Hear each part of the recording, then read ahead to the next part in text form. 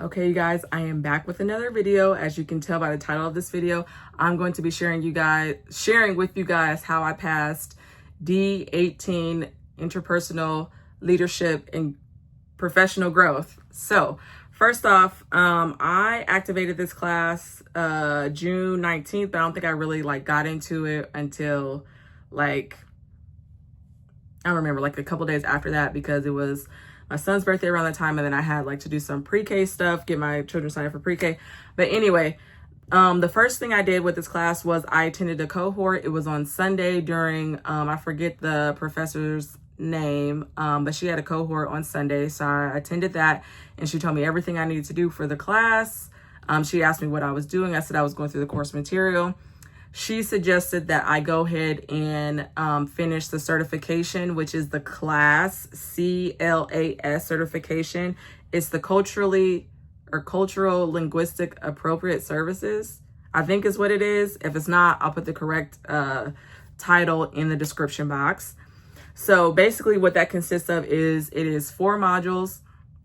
You have a pre-test and a post-test, and basically it's just telling you how to be a culturally competent nurse, how to show cultural humility, how to be self-aware, how to find different services for your clients. So if you had a deaf patient, they may have different needs than a patient that speaks Spanish or Haitian Creole, and what you can do to help them have a better understanding of what's going on with them and the procedures that you're going to do or whatever else. So it just helps them make more informed decisions.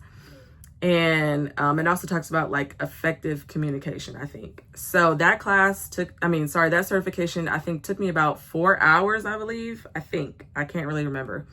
But after I did that, you also need to choose C and E, not participation.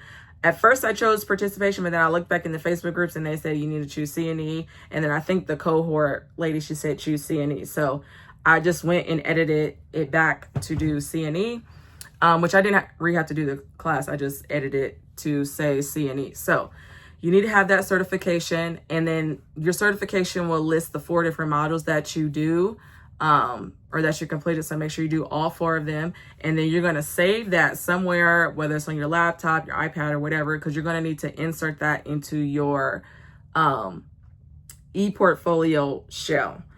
So the first task, let me see, what was it talking about? The first task, basically, you are just talking about how you're going to build resilience, self-care while you're a nurse, create a personal development plan, and you have to use your SMART goals, which is that acronym, which is specific, measurable, attainable, relevant, and time-bound goals. And then you're going to list your actionable steps to achieve those goals. And then you're also going to talk about the importance of personal development. And if you have any references, you want to make sure that you cite those. When I attended the cohort, she was like, there's no need for you to have sources for these 2 papers, these 2 tasks. She was like, it is just reflective.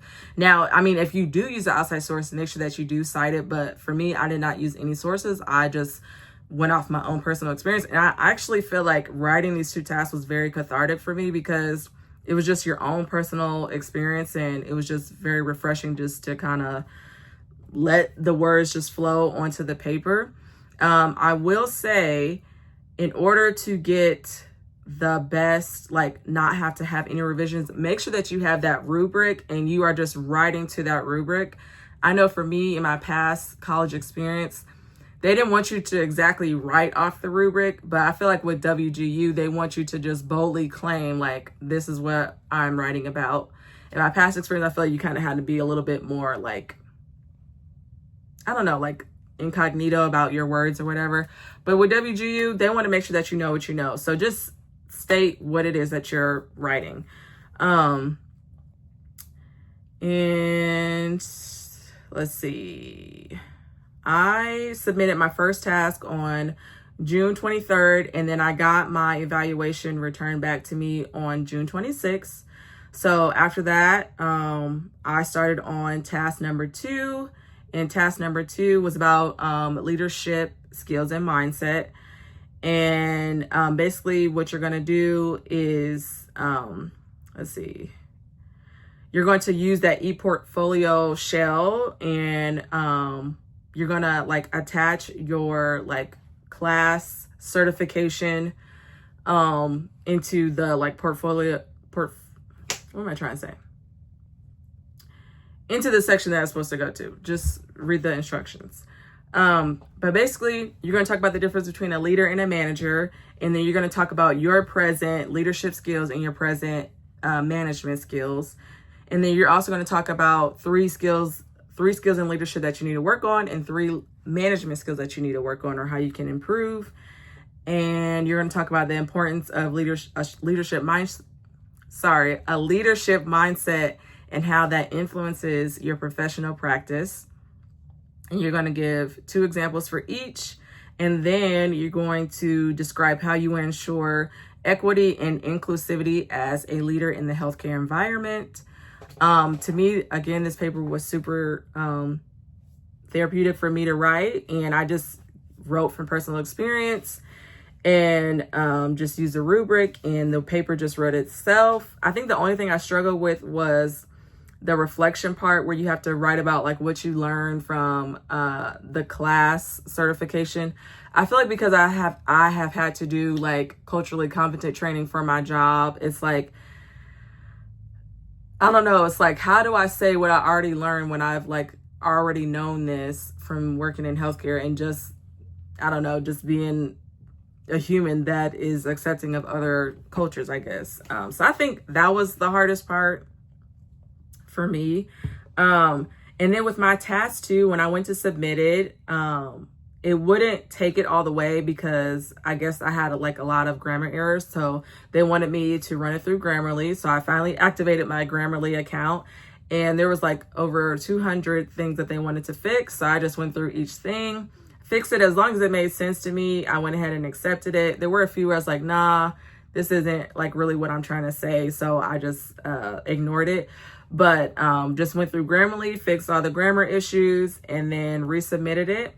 And let's see. So I submitted my task number 2 on June 30th.